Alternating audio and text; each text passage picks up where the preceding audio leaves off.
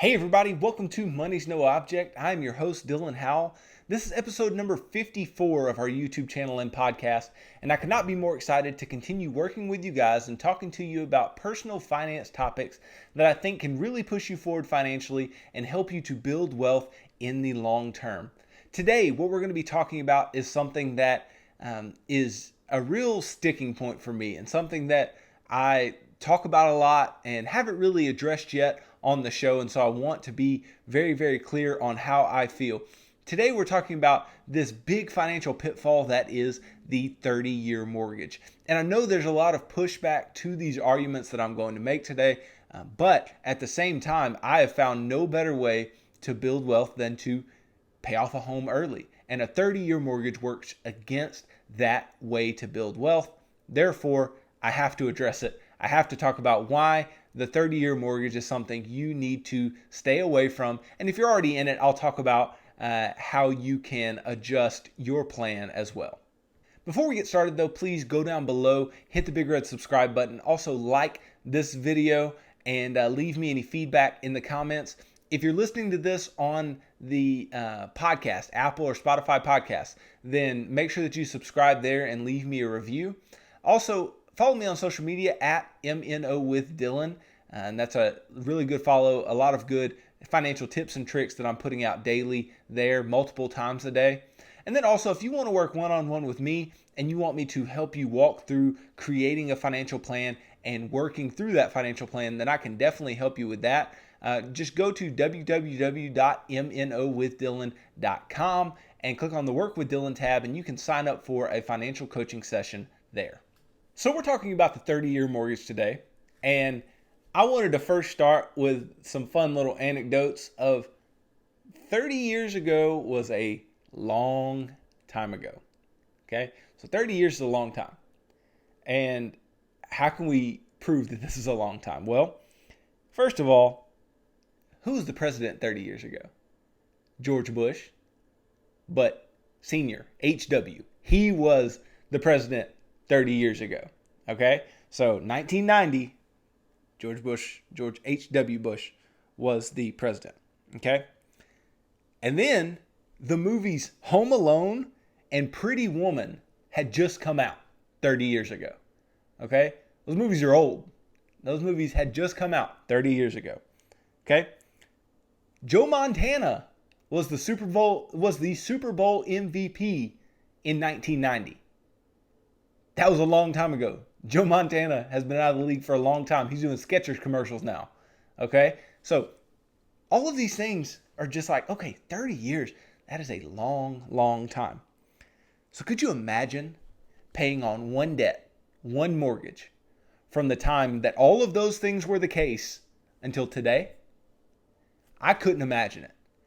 And you shouldn't be imagining it because I don't want you to do it. I want you to stay away from the 30-year mortgage because that's what the 30-year mortgage is doing. It is tying people into debt for that long. That is a crazy amount of time to be in debt, and it's going to force you to pay a crazy amount of interest. And so we're really going to dive into why are we wanting to stay away from these today. And so I also want to give you a couple more little things to think about that I think are pretty fun. One of which is if somebody got a 30-year mortgage and paid it off this year, at the end of the mortgage, then I wasn't alive when you took out your mortgage, okay? I was not alive 30 years ago when you took out that mortgage. That's crazy. I could not imagine somebody paying on a debt my entire life or paying on a debt my child's entire life until they're 25 or 30 or whatever. So, I mean, that's a crazy amount of time to be paying on one debt. Also, one last little thing. If you were to buy a home at 25, which by the way is not happening really. I mean, younger people in their 20s aren't really purchasing homes right now. But let's say you purchase a home at 25, you put it on a 30-year mortgage, then you're 55 by the time that home is paid off if you just go by that schedule. This takes you from being an early professional to being somebody who's pushing, knocking on retirement's door. And you're in one debt for that long. That is a long, long time. And where was the chance for picking up your wealth building? Where was the chance for increasing the amount of money you invested because you had more money to invest? Unless you made more income, that never happened. It wasn't there because your expenses never declined. Your expenses stayed there. You still were having to make that house payment 30 years later. And that's sad, and I don't want that to happen to you. So let's start with this. The 30-year mortgage is absolutely costly, okay? And in several ways, but let's talk first about just monetarily, it's costly, okay? So if you take the 30 versus the 15, so we're going to do this example of the 30-year mortgage versus the 15-year mortgage. It's a very common example that's run. And let's say it's a $200,000 mortgage, which is the U.S. median house cost, right? It's 4% rate. Both are 4% rate, which typically 15s have lower rates than the 30s. But we're going to say, for example's sake, they have the exact same rate. And then we just do 30 versus 15 years, right? Well, the payment difference, first off, obviously the 15 is going to have a higher payment because you're paying off the exact same amount of debt in a shorter period of time. So you have to make a higher payment. So the 15 year is going to have a $1,479.38 payment, okay? And the 30 year is going to have a $954.83 payment. So obviously you're going to pay more month to month with the 15 year, which is the deterrent for a lot of people. But if you hear the rest of these numbers, you're going to be like, I want to do the 15 or less than the 15. Like, I don't want to do a 30. All right. The total cost to pay off for the 15-year mortgage is $266,287.65. Okay, so you paid $66,287.65 in interest. Now, with the 30-year mortgage, remember the exact same mortgage amount, the exact same house we're talking about here, but just on two different mortgages. Okay, with a 30-year, you would have the total cost of $343,739.01. So that means you paid $143,739.01 in interest. The difference between those two is approximately $77,500 in difference. That's the difference in cost between the 30 and the 15. That is a huge cost. For most people, that's a year's of household income difference. And that's substantial. But then if that doesn't motivate you enough, if that doesn't make you believe that the 30 year is too costly, then let's move to the opportunity cost of the 30-year mortgage. So what I mean by opportunity cost is the next best alternative that you're giving up. Okay. And so what would be an alternative to paying on your mortgage? What would be something that you give up to continue paying on your mortgage? Well, naturally, my mind goes to increasing the amount that you would invest. Because if you didn't have a mortgage, then you could naturally invest more money. So you could be investing the mortgage payment. And if I were to have paid off that 15-year mortgage that we were just talking about, and then invested only half of the payment, which the payment was almost $1,500. So I said $750 invested. If I just invested half of that payment on a monthly basis, and I did that for 15 years at 8%, that's an extra $259,528.67 that you have invested for you for the long term. That is a large amount of money, and that's just assuming an 8% rate of return, and that's just assuming that you only invested half of that payment. That is a huge amount of money that you are foregoing to continue paying on a mortgage. That's crazy. And then for the sake of financial balance, let's not forget that we have two other ways that we are giving something up in order to stay paying on this particular 30-year mortgage. And those two things we're giving up is we could be giving that payment. We could be being generous with that payment. We could be making a bigger impact but with our giving from that house payment that we did have on the 15. We could be doing that. We could be spending the payment on, experiences for our family, on doing things with, kids, and doing things with your spouse, and just going and enjoying, the world, traveling the world by yourself even. So this just shows that the 30-year is so costly. And, a 30-year mortgage will likely take on the entire childhood of your children. So if you were just to pay a 30 like a 30, then it will take up most of your child's life, right? But a 15-year mortgage or less won't. It may take up a good portion of, let's say, you bought a house as soon as you had your first child. Well, then 15 years later, they're 15 years old. Well, you've still got a few years in the house with them. Then you may have younger children or whatever. So you can actually use that extra money on them. You can actually do things with them and take them on trips and give them experiences because you had the extra money to do so. But if you're just paying on a 30, you're never going to really get that chance. Then the 30 is also costly because it takes a long time to build equity. I mean, early on within a 30-year mortgage, most of your payment is going straight to interest, and you're not really making any headway on the principal balance of your home. And so it's just really hard to build equity. So if you sell after even 5 years in a 30-year mortgage, you're not going to get to net much from that home. But if you sell after 5 years in a 15-year mortgage, you can actually profit a good amount and then roll that into your next home. And then the last cost that I want to talk about is something that is more emotional, but it's the cost of freedom. And like I've said previously, when you borrow, you are enslaved to the person who lends to you, right? You are in bondage to debt, right? Because you have to pay them or else they're going to ruin your life, okay? We're in bondage to debt. And even if I say I'm okay with the mortgage, which I am okay with a mortgage, right? Then I still want it paid off quickly. I don't want to be sitting in it for 30 years of my life. That is so long. Like we talked about at the beginning, I can't fathom staying in bondage to debt for that long.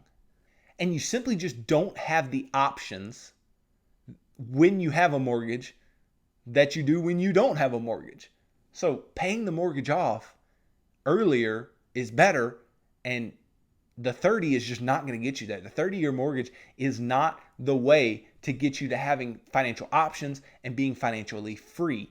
The way to financial freedom is past investing at least 15% of your income, pound away at the house. Pay as much more of your discretionary income on the house as possible and get that thing paid off. And then you have so many options, so many ways that you can just move forward financially in a place of financial strength. So then what is my big master plan? What is my suggestion then, right? So I talked a little bit about it yesterday, but I'll hit on it again. 15-year mortgage or less. And I know that means that it's going to be an increased monthly cost, but maybe you need to live below your means a bit and not try to push the limit on what you can buy. So 15-year mortgage. And so what it'll do is it'll decrease the interest costs and leave plenty of time for wealth building. I mean, if you get a 15-year mortgage at 25, that thing's paid off by 40 if you haven't paid it off sooner. And so you're 40 years old, you've got several years until you retire statistically. I mean, you've got 20 to 30 years just depending on when somebody retires. And it's huge what that amount of money can do for you, that amount of money that you are pouring into that payment just by investing it or spending it or giving it or whatever. It just can be so useful in your financial life. Then above that, I want you to pay no more than 25% of your take-home pay in your house payment. So I talked about this very specifically yesterday and how we're going to keep housing costs down. We don't want to be house poor, and that may require you to live below your means. But that's the thing. Anytime you want to get somewhere financially, there's a sacrifice that has to be made. You have to sacrifice something in order to get something. That's the way the world is. There's a sacrifice that must be made in order to get to somewhere that is good, somewhere that is positive. I mean, that's even seen in the narrative of the Bible and the narrative of the story of Jesus Christ is there's a sacrifice that has to be made. And so all of these things that we're talking about, it's very cause and effect. There has to be a sacrifice in order to be good coming on the other end. And so you may have to sacrifice a little bit of your, comfort living in a nice house in order to get to financial freedom long term. And trust me, it's not that bad. It can't be that bad. And then the last part of my suggestion that I have here is once you're out of debt, have an emergency fund, and are investing 15% of your income or more, pile onto the mortgage until it's paid off, like I've said previously. Just make sure that you're piling onto that so we can get to that next step of being financially free ASAP. That's where we want to be. That's where we want to be maneuvering for a long period of time. and the wealth building potential there is crazy. The giving potential, the potential to do things and have experiences is off the charts the longer that you go without a mortgage. And so, what I want to address now are people's bad arguments for why you should keep a 30-year mortgage. And they are definitely bad arguments. I have what I think are good comebacks to all of them. So you can't change the way people think a lot of times.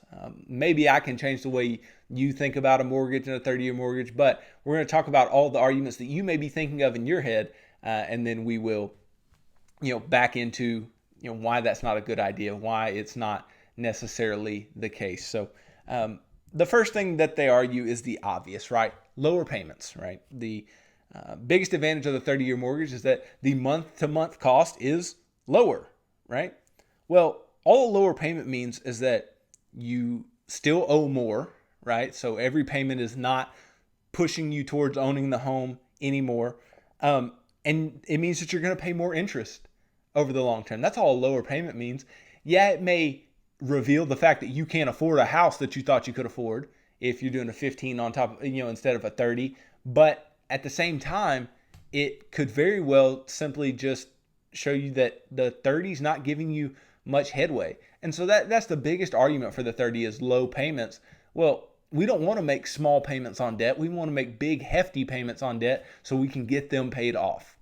Then they also talk about increased flexibility, right? And how it gives you more options because, if the economy is bad and layoffs are looming and you have all these bad things going on, then you can be assured that you have this low house payment that you don't have to worry about and blah, blah, blah, blah, blah. Okay, the reason that is not valid either is because when it comes to something bad happening, I understand people get into pinches. I definitely understand. But there's a reason we are where we are in the financial action plan. We have an emergency fund set. Therefore, if something bad does happen, we can cover our expenses for 4 to 6 months. It's set. It's done. If I lose a job for 3 months, guess what? All I lost was an emergency fund. I can rebuild it, but I was able to pay the mortgage on my 15-year. I hate that they talk about flexibility in that way. All they're talking about is not making as much headway as you would like to make because you're scared.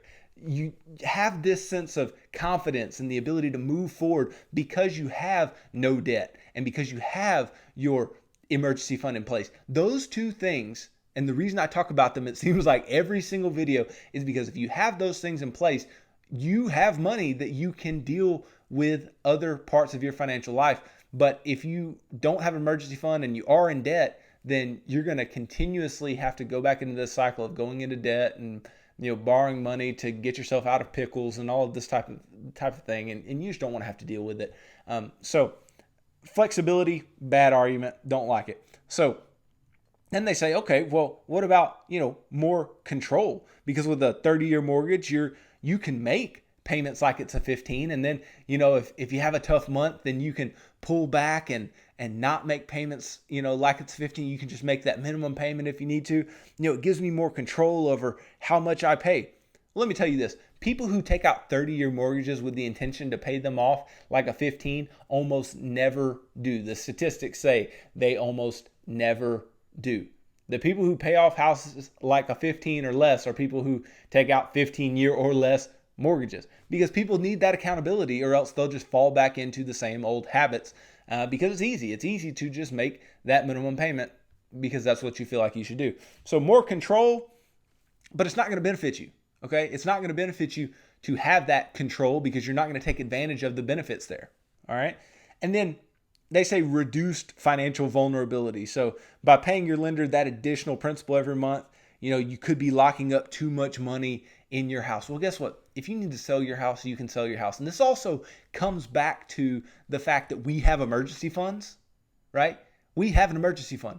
So we don't have to worry about being cash strapped because we have our emergency fund in hand and we can deal with that. We talked about that a lot last week because we want to have that cash on hand in case something were to happen. We don't want to have to borrow money or even borrow from the equity of our home. We want to be able to upfront go ahead and take that emergency fund and pay for things that need to be paid for. And then they also say, well, then you've got more opportunity for financial balance when you take out the 30 year, because the higher payment that comes with a 15-year mortgage, it leaves you unable to build wealth with the 401k or your IRA or college funds or whatever. Well, you can still invest with your mortgage as a reasonable percentage of your income.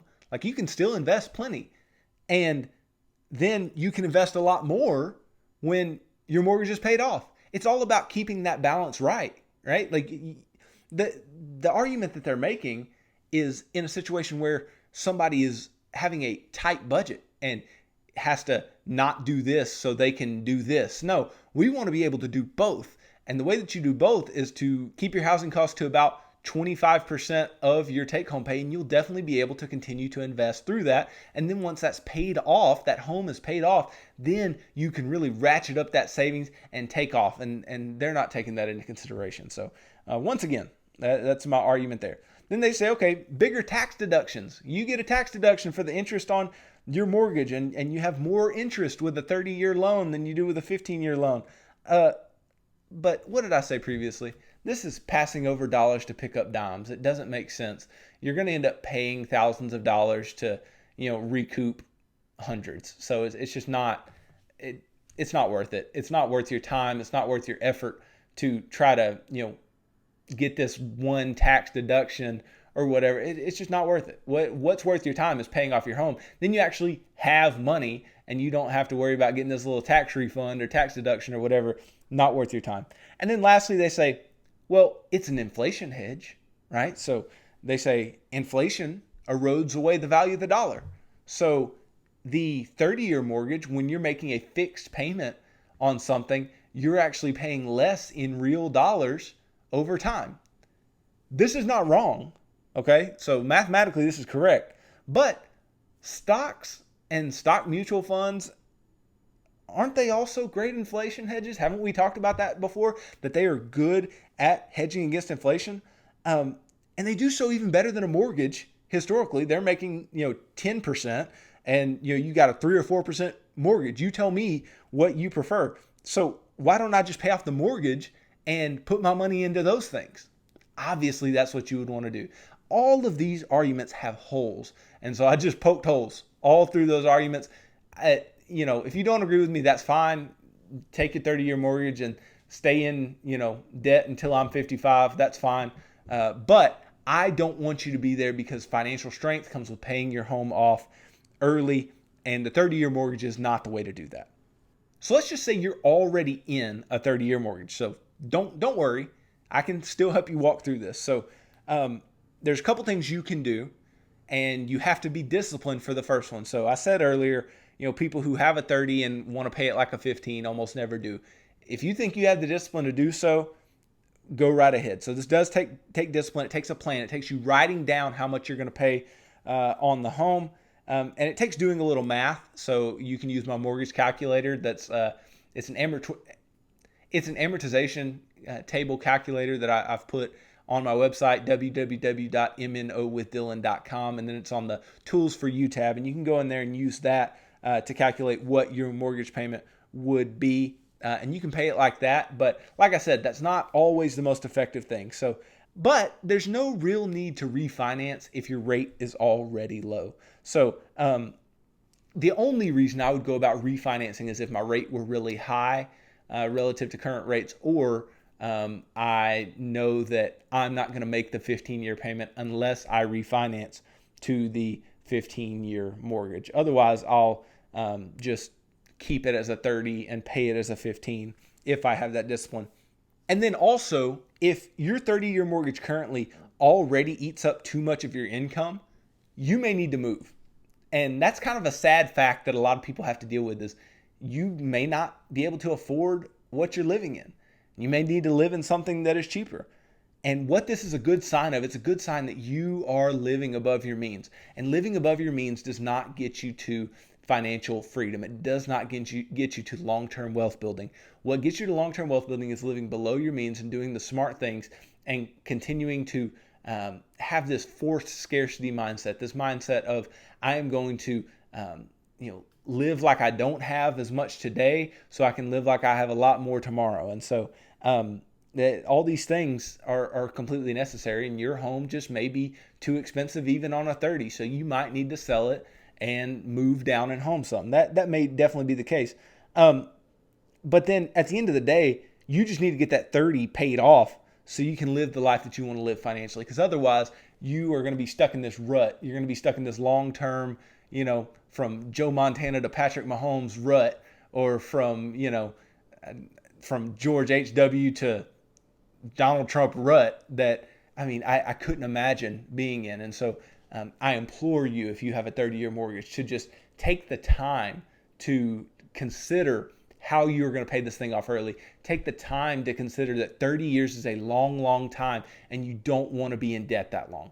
And so I don't want you, especially if you're in your 30s or 40s and you take out a 30-year mortgage, you're going to be into retirement by that time. You don't want a house payment in retirement. That's just going to suck away your retirement income for no reason. I want you out of debt completely. And the way that we're going to do that is by being very intentional, making a plan, and following what I've gone through in today's video, and being able to keep our housing costs low and living on less than we make, and all these types of good things that will allow us to push towards financial freedom, save and invest more for the long term, give more, and subsequently spend more on ourselves. Because guess what? We can, because we have money, because our housing costs just weren't over the top. So what am I saying today? What I'm saying is I'm all about owning a home. Own a home. It's a great thing. It can help you get to financial freedom. It is a great indicator of being a millionaire. Most millionaires are paying off their homes in approximately 10 years. I like to follow what millionaires have actually done, not try to make up my own rules because I think I can outwork the system. Follow history, follow things that actually work, and this does actually work. And it's not going to work if you want to be in debt for 30 years. It's not going to work if you want to get this 30-year mortgage and just make this minimum payment, and you have all of those excuses. I'm going to call them excuses for why you want to stay in a 30-year mortgage that I went through earlier, because all of those excuses, they all do one thing. They all keep you in debt. They all keep you having to make this payment and not pay yourself as much as you could be paying yourself. It makes you pay more in the long term. We talked about how costly it was at the beginning of this video.